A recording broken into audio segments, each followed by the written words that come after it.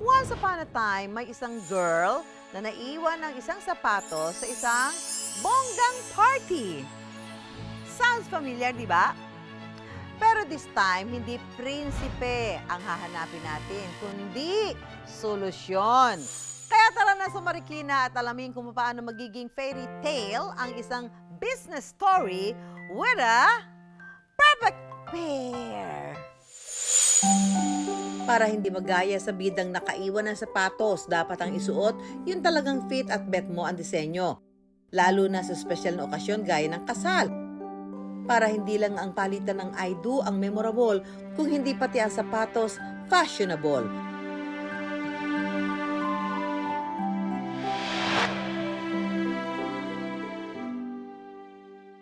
Bukod sa perfect vows, venue at kasuotan, hanggang sapatos sa kasal dapat best pair. Yan ang hatid na serbisyo ni Cara.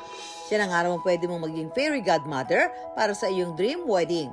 Ang products namin ngayon is more on bridal shoes, customized bridals. Sa part ng wedding yung bride, syempre yung groom, yung mga entourage nila, tsaka kahit yung mga mother of the bride and groom, pwede rin sa amin.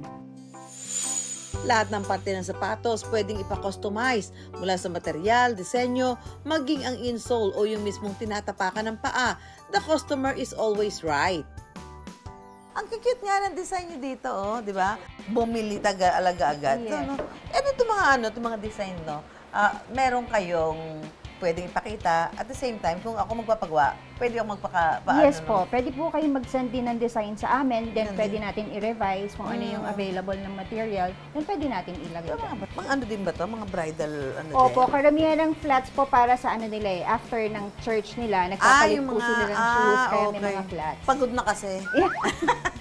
Nangawit na yung Opo. paa. Ang gaganda ng design. At saka ito pa nga ganito.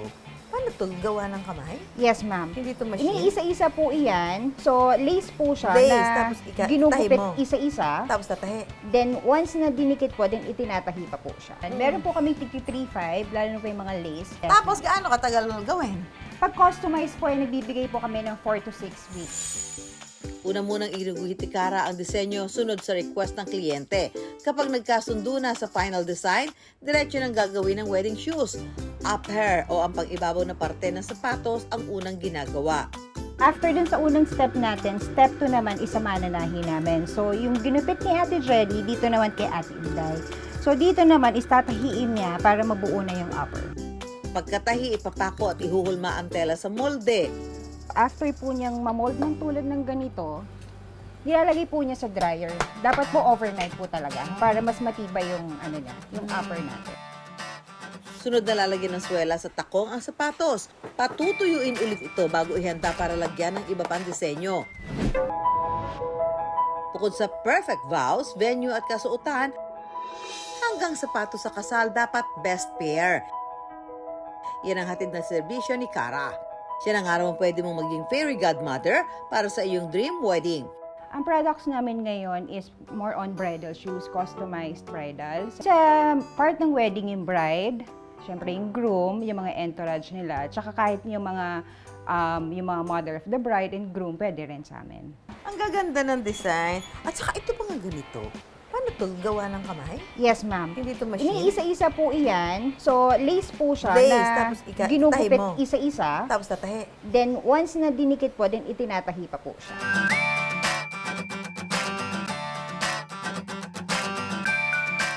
Isang araw sa pinakamabusising parte ng paggawa ng sapatos, ang paglalagay ng mga gems at charms.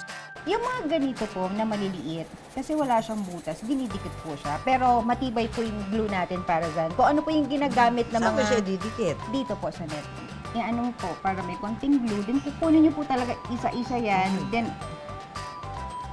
ganon. So, try nyo pa po isa. Ano ba to? Kahit alin side ang mailagay, pwede? Ay, hindi. Meron pong ano, ito. Yung may makintab. Opo, yan. So, patutuyuin pa po Ang yan. dakit na ulok dito. Pag Kamay. sa akin kayo nagpagawa, 2 years. Malaki na paa nyo, hindi? Opo, ayan. Parang nagdo-double vision ako dito. Opo, ganyan. Marios. Nadikit na ba? Nasaan? Ay, ito po. Hindi pa siya nadikit. pinaghirapan talaga. Hindi ho easy Made with lang. love po talaga Made yan. with love. Opo. Labor of love. Yes. Ang sapatos na gawa ni Cara, inirampa ko na.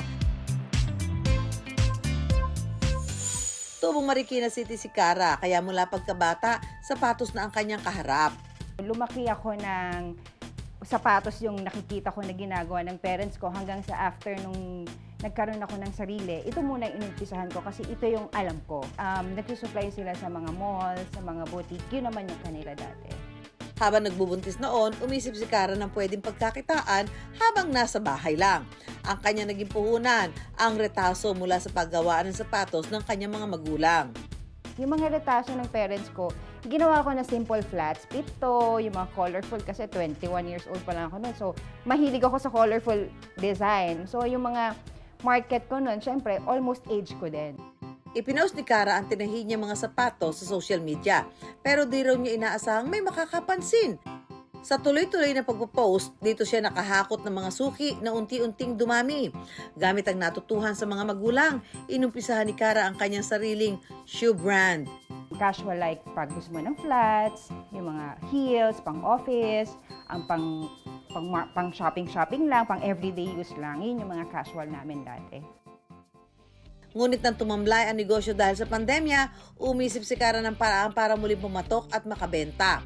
Naisip ko, after nung nawala na yung pandemic, ang dami nagpakasal. Kasi siguro, nung time ng pandemic day, imbis na wedding nila, nausog nung after pandemic. So, naisip ko na bakit hindi kami gumawa ng collection ng mga bridal para sa kanila.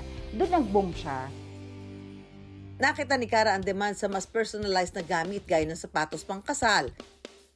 Mas espesyal daw sa mga couples kapag one of a kind ang kanilang pag-iisang dibdib.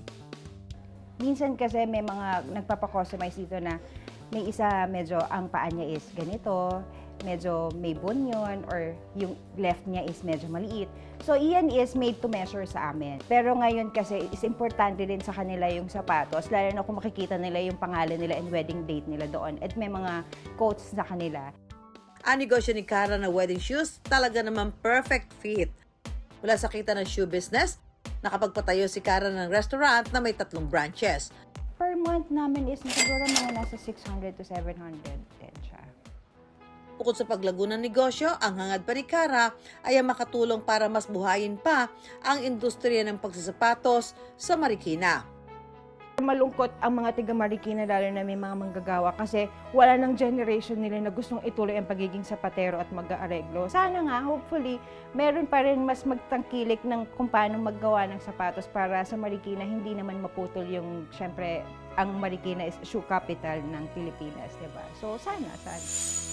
Ang pagninegosyo parang pagpapakasal din. Hindi dapat sukuan in sickness and in health. Dapat ilaban at patibayin para ang bawat hakbang sa forever ka dadalhin.